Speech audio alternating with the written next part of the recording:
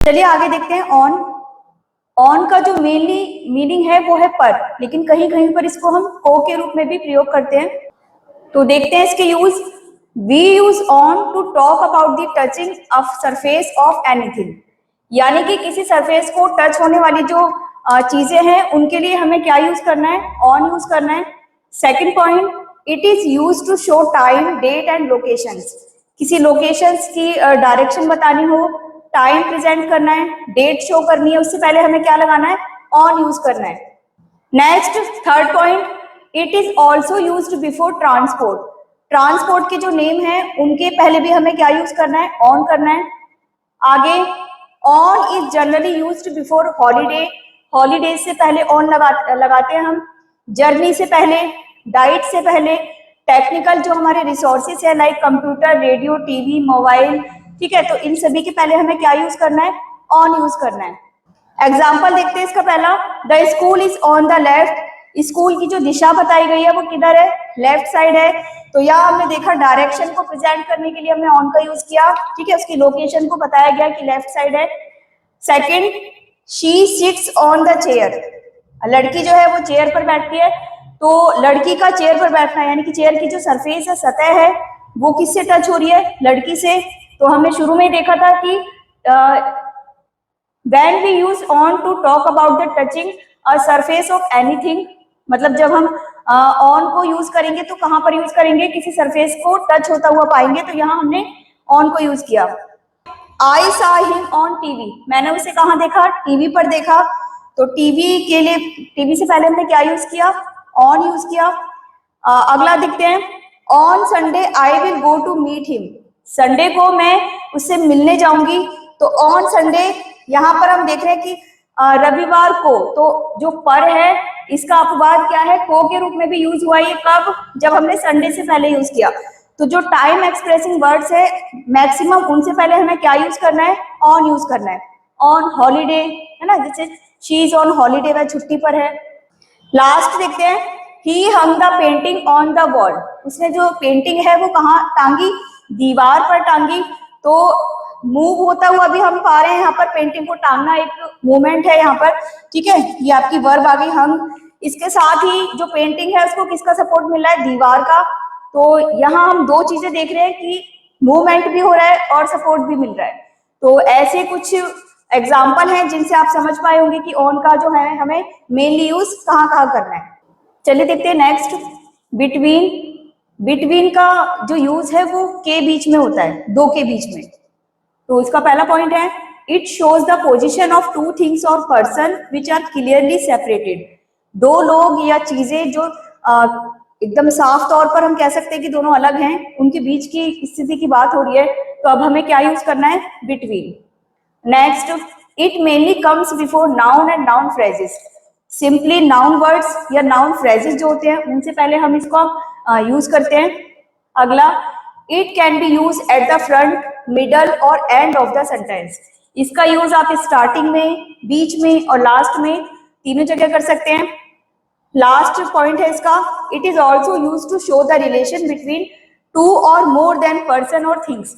ऐसा नहीं कि दो लोगों की बात होगी, दो ग्रुप्स भी हैं, ठीक है, तो वो अपने आप में क्या है, ज्यादा लोग हैं, लेकिन ग्रुप जो है वो क्या है, एक ग्रुप की दूसरे ग्रुप के साथ अगर कोई बात बताई जा रही है तो वहां पर भी हम इसका यूज करेंगे। एग्जाम्पल देखते हैं, now there is no confusion between these two families.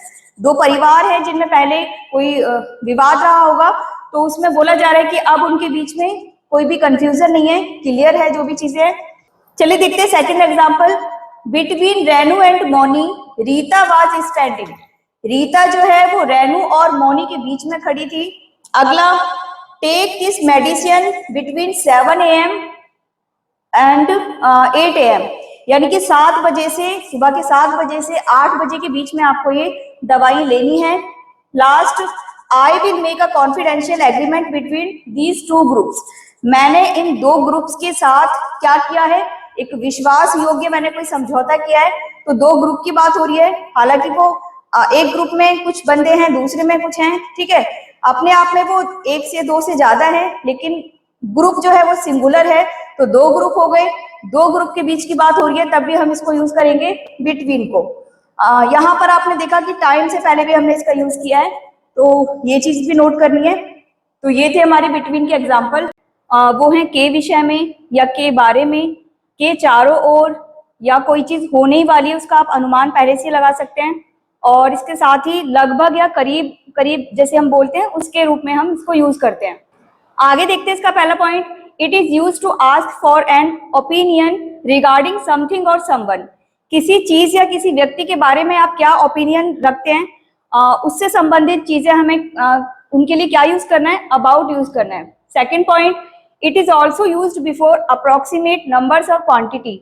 आप लगभग में किसी नंबर या मात्रा को दर्शाते हैं, उन शब्दों से पहले या उन चीजों के जिक्र से पहले आप क्या यूज करेंगे, अबाउट यूज करेंगे। एग्जाम्पल से समझते हैं, you don't have need to worry about me. आपको मेरे बारे में चिंता करने की आवश्यकता नहीं है। तो यहाँ पर अबाउट का यूज हुआ, ठीक है, प्रोनाउन से पहले हुआ, और किस चीज के बारे में के अर्थ में यहाँ हुआ है। Second, there was a crowd of about 100 people in the bank. Bank में करीब 100 लोगों की भीड़ थी। तो यहाँ पर भी एक लगभग आंकड़ा बताया गया है, कितने लोगों का, 100 लोगों का। तो लगभग के रूप में हमने यहाँ इसको देखा। अगला देखते हैं, the school is about to open. School खुलने को है या खुलने वाले हैं। तो यहाँ हमने देखा था होने ही वाली, कोई चीज अगर होने वाली है तो उसको हम पहले से ही अनुमान लगाकर अबाउट का यूज करेंगे। Next, it is about 6 o'clock। अभी करीब 6 बज रहे हैं या लगभग 6 बजे का टाइम हो रहा है। तो यहाँ पर भी आपने देखा अबाउट, ठीक है, एक हमने अनुमान लगाया। यहाँ पर हम क्लियर नहीं कह रहे कि 6 बज रहे हैं, हाँ 6 बजने के लगभग का टाइम हो रहा है।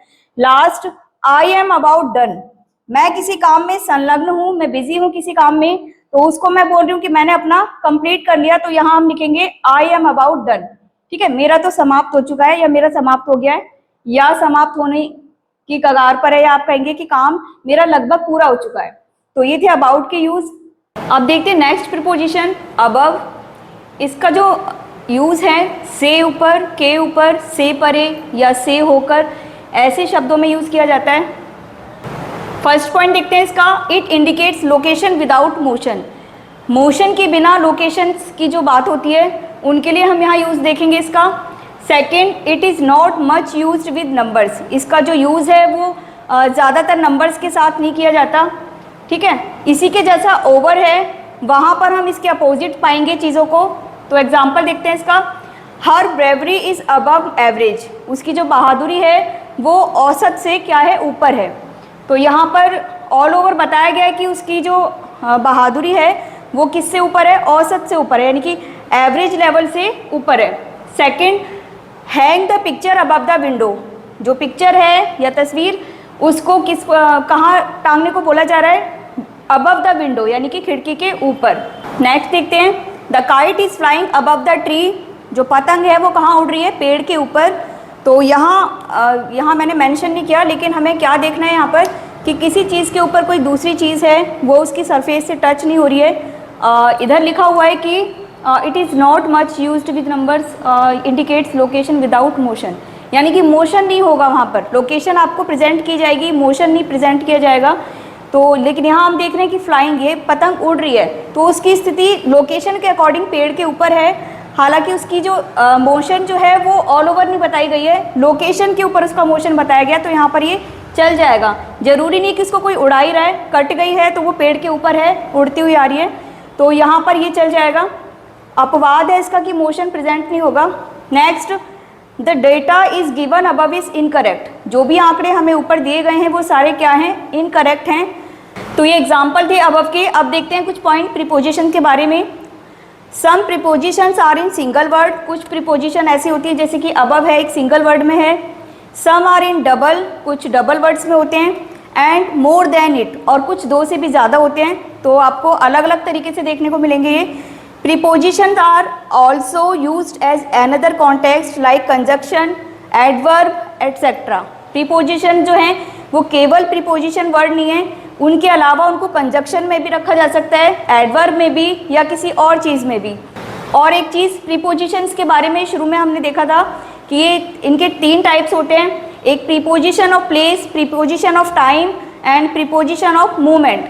तो ये किस में आ जाएगा हमारा, ये आ जाएगा हमारा प्रीपोजिशन ऑफ प्लेस में, स्थिति बता रहे किसी चीज़ की, ठीक है, लोकेशन बता रहे, तो ये चीज़ भी ध्यान रखनी कि कौन कौन से में आएगा। अब जैसे पिछला हमने पढ़ा बिटवीन, वो प्रीपोजिशन ऑफ टाइम में भी है और प्रीपोजिशन ऑफ प्लेस में भी है। नेक्स्ट प्रीपोजिशन ओवर, इसका जो यूज़ है के ऊपर, नीचे की ओर, गति के रूप में, से ज़्यादा, से परे, से होकर, इन अर्थों में किया जाता है। पहला point, it indicates location with motion, यहाँ आपको लोकेशन के साथ साथ मोशन मिलना ही है, जबकि इससे पहले जो आपने अब पढ़ा उसमें हमने देखा कि विदाउट मोशन जो लोकेशन है वो ज़्यादा हमें मिलेगी, ठीक है। Second point, it is used with numbers, above को नंबर के साथ कम देखा गया, जबकि यहाँ पर हमें नंबर्स भी मिलेंगे। एग्जाम्पल लिखते हैं, the old tree fail over the road, जो पुराना पेड़ था वो कहाँ पर गिर गया, रोड पर। Second, this amount is over our prediction, ये है जो अमाउंट है ये हमारी मतलब भविष्यवाणी से भी ज़्यादा है, ठीक है। तो कोई क्वांटिटी है जो हमने सोच रखा है उससे भी ज़्यादा है, तो उसके लिए हमने क्या यूज़ किया, ओवर। आगे देखते हैं number third, the king ruled over a large kingdom, राजा जो था उसने एक बड़े साम्राज्य पर शासन किया। Next, there is a bridge over the river, नदी के ऊपर एक पुल है, ठीक है। I have over 50 books in my room, मेरे रूम में 50 से ज़्यादा किताबें हैं। Last, she travelled all over India, उसने पूरे इंडिया की क्या की, यात्रा की। तो यहाँ पर संपूर्ण के बारे में जो बात होगी वो हम देखेंगे, जबकि अबव में संपूर्ण हमें नहीं मिलेगा, ठीक है। किसी एक चीज़ के ऊपर किसी चीज़ का होना वो देखने को मिलता है हमें, ठीक है। तो ये था हमारा ओवर। आफ्टर एंड बिफोर, पहले आफ्टर देखते हैं। आफ्टर ये साफ ही पता है, बाद में, के बावजूद या के पीछे, ठीक है, इन अर्थों में इसका यूज़ होता है। It means later than the time and location mentioned in sentence, किसी सेंटेंस में अगर मेंशन किया हुआ है किसी टाइम को, लोकेशन को, तो उसके बाद वाली चीज़ों के लिए हमें क्या यूज़ करना है, आफ्टर। चलिए देखते हैं इसके एग्जाम्पल। ही परफॉर्म्ड आफ्टर 9 o'clock, उसने 9 बजे के बाद क्या किया, परफॉर्म किया। Second, after all everything is okay now, सब कुछ होने के बाद आफ्टर ऑल यानी कि तब हम कह सकते हैं कि एवरीथिंग इज़ ओके नाउ, सब कुछ अब क्या है, ठीक है। The child rain after the dog, जो बच्चा है वो किसके पीछे भागा, कुत्ते के पीछे भागा।